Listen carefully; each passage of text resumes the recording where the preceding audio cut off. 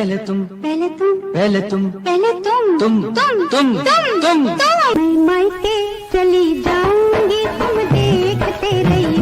Hello everyone, मैं हूँ शालिनी और आपका मेरे चैनल में स्वागत है। और आज की जो मेरी स्टोरी है ऐसी स्टार की है जब उसने बॉलीवुड इंडस्ट्री में कदम रखा, जितने भी सुपरस्टार थे वो उनके दीवाने हो और वो उसको पाना चाहते। सपनों की रानी कब आएगी तू, आई रुत मस्तानी। उस एक्ट्रेस के ऊपर एक बहुत बड़ा इल्जाम था और इल्जाम ये था कि उसने अपनी बहन की हत्या की है। एक वो स्टार जब उसने फर्स्ट मूवी में काम किया तो उस मूवी में अपने हाथों को छुपा के रखा। ये स्टार है डिंपल कपाड़िया।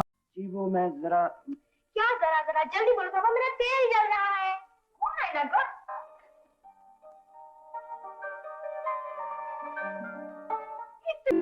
मुझसे दोस्ती करोगे? जी डिब्बा।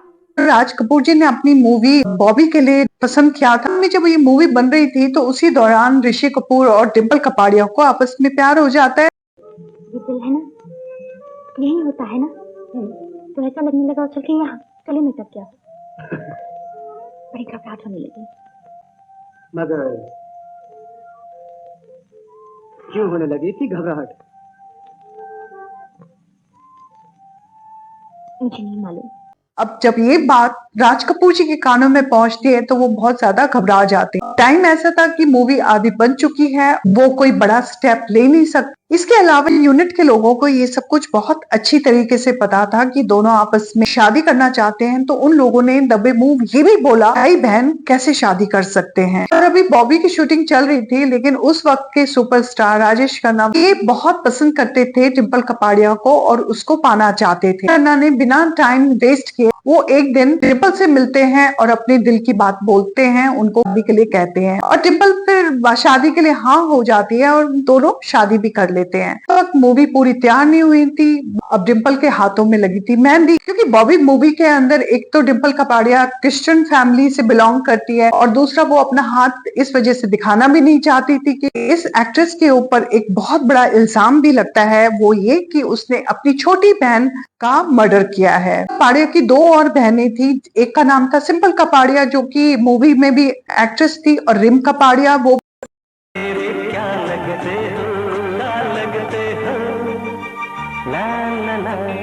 एक मूवी के अंदर उसने काम भी किया था जिस मूवी का नाम था हवेली। हवेली के अलावा उसने एक दो मूवी और साइन की थी और एक दिन लावा के ऑडिशन के टाइम पे दोनों की बहुत ज्यादा लड़ाई हुई और रिम कपाड़िया को लावा मूवी के लिए ऑलरेडी सेलेक्ट कर लिया था।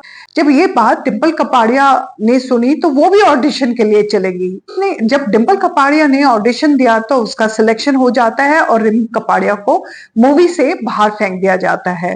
अब ये हुआ कि जो भी मूवी के ऑडिशन के लिए रिम कपाड़िया जाती थी तो यहाँ पे डिंपल को पता चलता था, वो भी चली जाती थी। रिम कपाड़िया को जो मूवी मिलनी होती थी वो उसके हाथ से छूट जाती थी, डिंपल कपाड़िया के हाथों में आ जाती थी। ये बात रिम कपाड़िया को अंदर ही अंदर खाई जा रही थी। ये कैसी रात थी जो मैं आज तक न समझ पाई।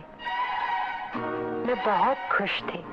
मैं कल गोवा जा शादी नहीं कर सकते लेकिन अपने साथ गोवा तो ले जा सकते। उसको लग रहा था कि वो बिल्कुल बेकार है। रिम कपाड़िया ये सब होते होते इतनी डिप्रेशन में चली गई, वो बिल्कुल चुपचाप रहने लगी, किसी से बात नहीं करती थी। और एक दिन उसने एक बहुत बड़ा कदम उठाया।